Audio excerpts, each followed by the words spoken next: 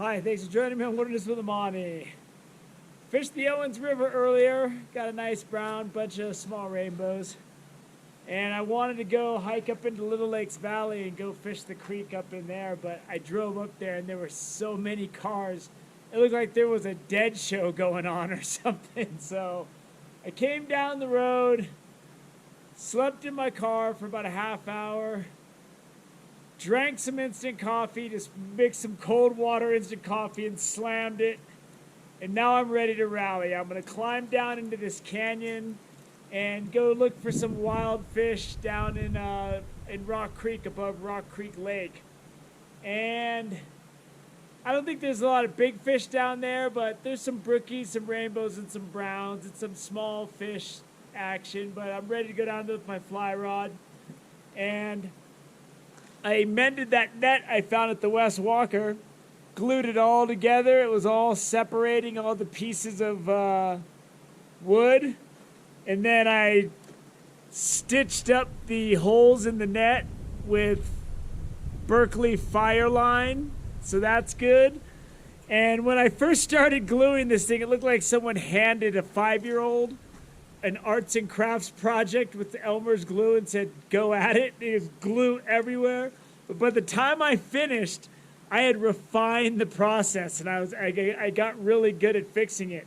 So this net is as good as new as far as I'm concerned. And that was a great find on the side of the river.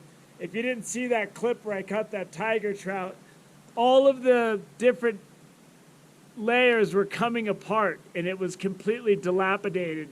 And I just got some Gorilla wood glue and some clamps and put it together. It took me 2 days to let it dry, clamp it, do all the different sections. There's still a little bit of work to do on the edges, but I'll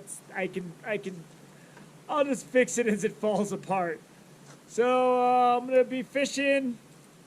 I actually have flies on this trip. I'm gonna fish a large beadhead, nymph, pheasant tail. The creek sounds like it's really raging down there. Let's climb down there and see if we can get into a couple fish. It got hot down in the Owens River towards the end. I fished it till about 1. It's about 3:30 now. But it's nice and cool up here. It's probably in the 60s, the high 60s. And it feels great, man. I was so tired after the Owens, I almost just sat in my car for like 3 hours and stared into space. I was just dead, man. But the nap and the instant coffee was able to get me going. And now I'm ready to fish. Got a place if I need to cut down to the creek. I would just take that trail all the way down until I got, closer to the lake to see if there were some bigger fish. But I got to make dinner in a couple of hours, so I really don't have time to go that far down.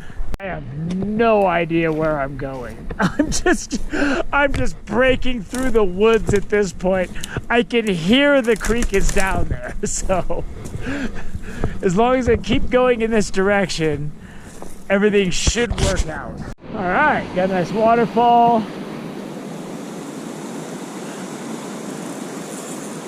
See what we can do.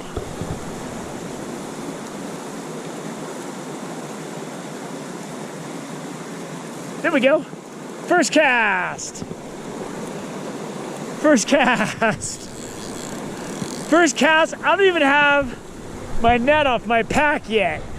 Oh, there he goes. That was a brown trout. If I had my net ready, I could have landed that fish. I think I need a new pull. Creek's going pretty good.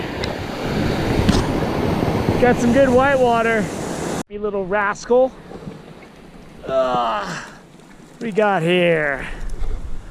We got ourselves a feisty little brown. There's a lot of browns in here. When I was going for the Sierra Slam, I could not get a brown. It was pouring rain. And that video is on my backcountry playlist where I'm walking through the parking lot upstream, and it's just brutal, man. I'm just getting dumped on.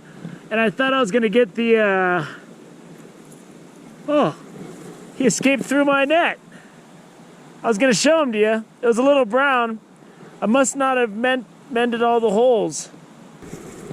I was walking through the parking lot coming out of Little Lakes Valley, and it was just brutal, dumping rain on me. And all I needed was the brown, and I was thinking I got this made, and then it just started pouring. That looks interesting. Oh.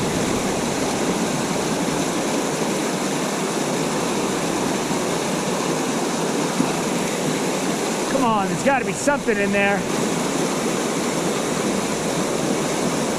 There we go. There we go. There we go. It's another little brown. Let's see if I can't get this one in the net. Oh! Oh, my net's still wet from last time.